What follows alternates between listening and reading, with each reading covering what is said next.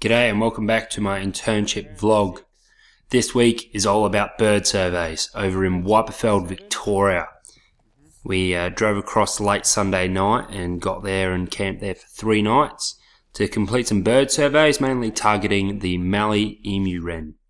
It involved walking between 10 points, roughly 500 plus metres apart, as part of some bird transects, whilst also completing 50 metre point transects for vegetation at each of those points. So for the bird surveys, we had to go to each point as in a line, try and be as straight as possible along the transect, and we'd have a bird callback at every point. The bird species that we did callbacks for were, of course, the Mallee emu wren, Rufous crowned emu wren, leaf litter for 11.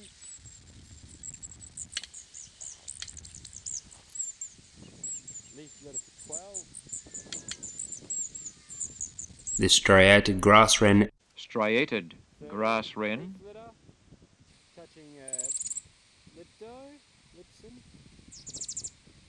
Yep. and the red Lord Whistler. red lord whistler, Totally. So 76.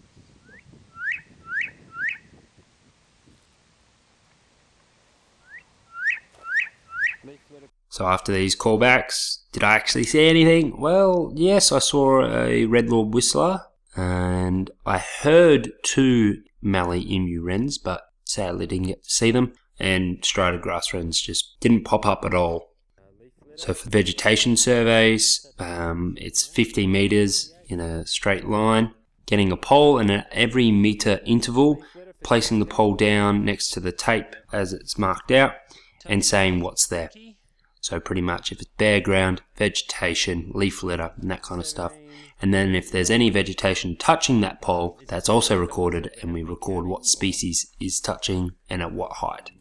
This kind of gives them an idea of if what we did see in the bird surveys correlates at all to what kind of vegetation we're seeing. And we also recorded the fire scars age as well. So seeing if fire scars or vegetation type affect the Mallee emu wren quite a fair bit, and they suspect it does. They think it requires Trodia, which is spinifex, and some grass trees and some other species as well. We saw some other species while we were out there, taking some opportunistic sights. So we saw a bearded dragon, quite a dark fella. We also saw this really cool legless lizard. I don't actually know what genus or species it is.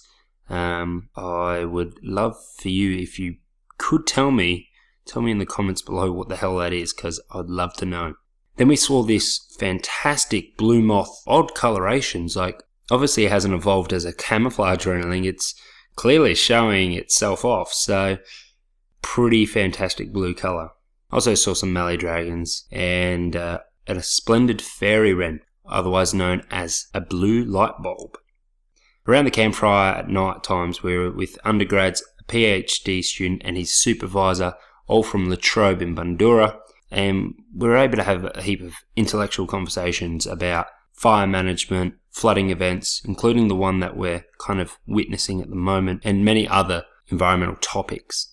So after the Wyperfeld surveys, headed back to the office and discovered our new cameras had a fault with them, and the power plugs will need replacing and will need additional wiring done on them, which is a real pain, but that's something that we're going to have to fix before we put them out. Also, while I was in the office, discussed early school education about the environment, stuff about animals, plants, basic ecology and environmental stuff, and thinking maybe somewhere along the track I'd like to go into primary school and teach young kids about animals or ecology or something like that. I think that would just be really cool to be able to teach the next generation so they can be better than us at looking after the planet.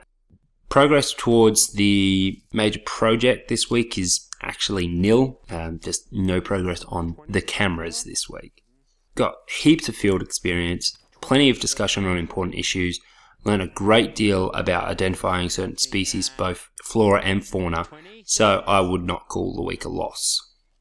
The challenges this week had nothing to do with camping or the late night driving or the environmental discussions. The problem this week was identifying and remember species names. you're looking at a plant or one new bird or one new animal, and then suddenly they're talking about 10 different birds and 10 different plants, and your mind is just going, oh, what's going on? And the worst thing is they flick between Latin species names and common names, and it's just like, oh God, what are we talking about now? What are we talking about now? But yeah, I started picking up on it a little bit, so hopefully by next week when I'm in NARCAT for the vegetation surveys, I'll actually be a little bit more successful in identifying some vegetation and stuff. So yeah, that's this week in a nutshell. Hey, thanks for watching. Hopefully you're already subscribed to the channel. If not, please do that. Like the video if you like it, of course. If you want to check me out on Facebook or Twitter, the links are also in the description. If you haven't checked out other videos, the playlist will be there on the screen for you to click. And yeah, just go out and have some fun.